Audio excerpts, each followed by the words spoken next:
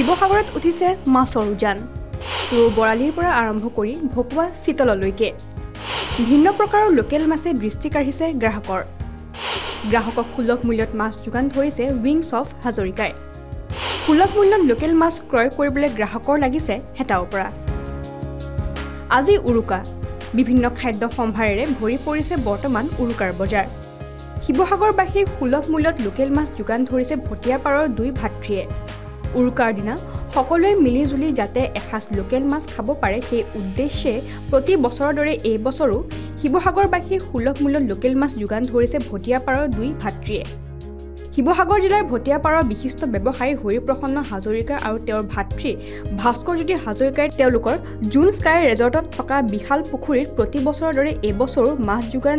ধৰি শিৱসাগৰবাসীক সুলভ মূল্যত মাছ যোগান ধৰি আহিছে সকলোৱে মিলিজুলি যাতে উৰুকাৰ নিশা এসাঁজ মাছ খাব পাৰে এয়া তাৰে প্ৰয়াস বুলি উল্লেখ কৰে ব্যৱসায়ী হৰিপ্ৰসন্ন হাজৰিকাই